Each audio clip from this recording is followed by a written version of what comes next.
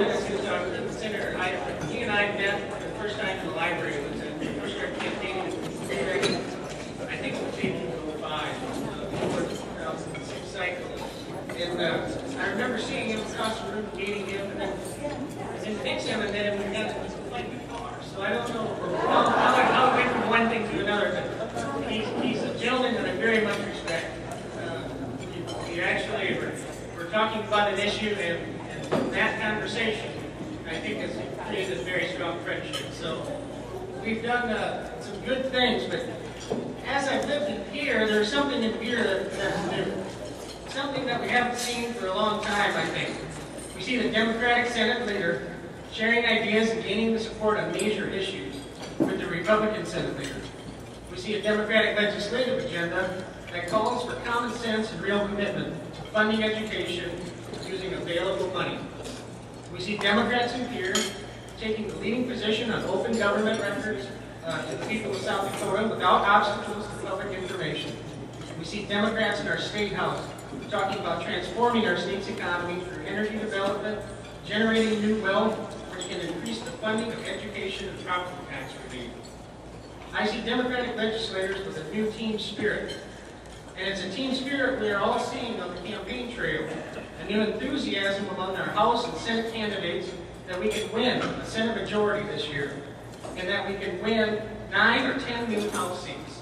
We've gone from being a party of saying, yeah, I'm a Democrat, to, yeah, I'm a Democrat. And that's a fantastic thing.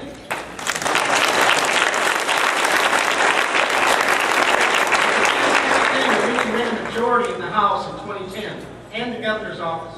That Democrats, for the first time in state history, can control redistricting in 2011 and set the stage for a new generation of Democratic leaders in victories in elections in 2012, 2014, 16, 18, 2020. Where does this new hope, this new energy, this new cohesiveness start? I've got the answer. It's our next speaker, Senator Scott Heidepriem.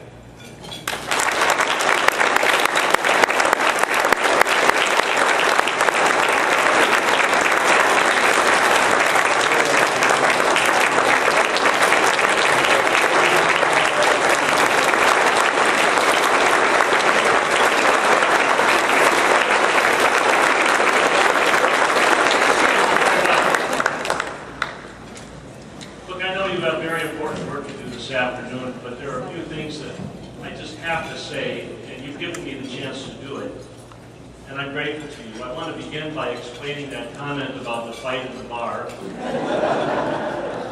First of all, it's true. And Dale Parkins just said, the next time, Heidi, you're going to fight in the bar, would you invite me to come along? And I really should have done that. Here was the fight. It was some reception during the legislative session. Here's this courageous new PUC commissioner, Steve Kolbeck, who comes in and we sit down next to one another and he's talking about business in the PUC, and I'm critical of something they have done. You all who know me know that I don't mince words, and I said to Steve what happened, why did it happen, and he sort of charged back at me and things escalated from there. And at a certain point in time, Steve said to me, do you realize that I'm the only Democratic constitutional officer in this building? And it didn't occur to me until that moment, but in fact, he's right. He said, you know how hard that is? When all you guys go home for the legislative session, I'm left alone in this city to defend this party. I thought to myself, he's exactly right. From that moment on, I had a renewed respect for PUC Commissioner Kolbeck. I invited him to all of our caucuses, and we benefited by the fact that he decided to join us and chime in on occasion about legislative policy. You have no idea how fortunate we are to have Steve Kolbeck in here, and I'd like to invite him.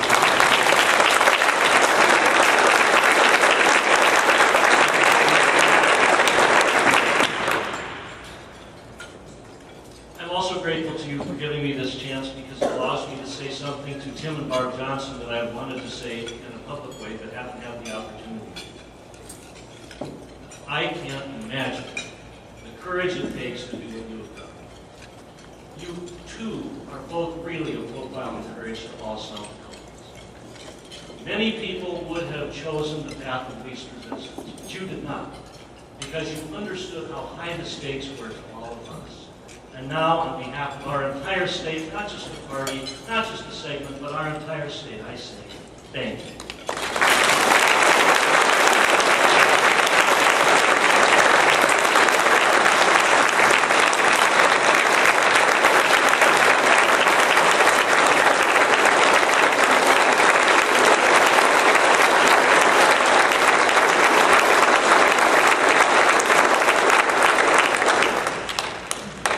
The election of 2008 is not just about issues, though it is about issues, and I want to mention 3 of them briefly.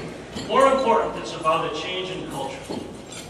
That is exactly what we have to keep our eyes focused on, a change in culture, and not just in here, but also in Washington, D.C. and all the way down. That is why I'm so excited about the candidacy of Barack Obama, and frankly, how excited I was by the candidacy of Senator Hillary Rodham Clinton. Boy, what 2 great representatives in our party to bring it down to a conclusion. And now we have a candidate. What does that candidate mean? I just finished listening to the book Dreams of My Father, Senator Obama's first book, in which he talks about his relationship or non-relationship with his father and how he grew up.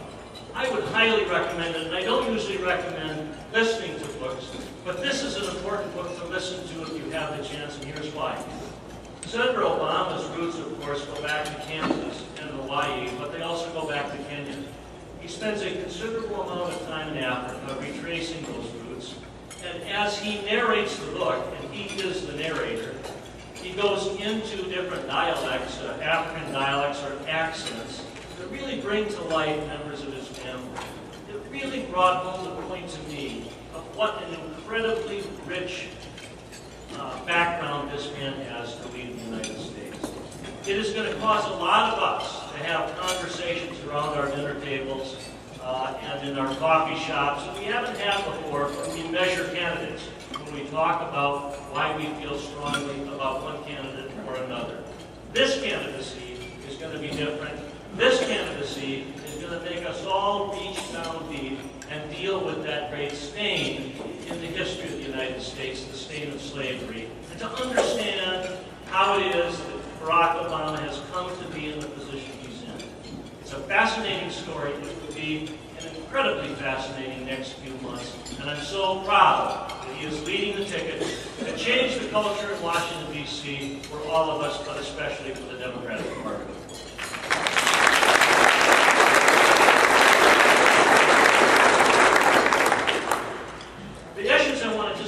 Briefly at the state level are, as Steve mentioned, the issues that are of prime importance to the people of South Dakota. There's not a lot we can do in terms of the economy that is really more effective at the federal level, but at the state level we can really do something about education, we can do something about alternative energy, and we can certainly do something about open government. And I suggest to all of you that that's the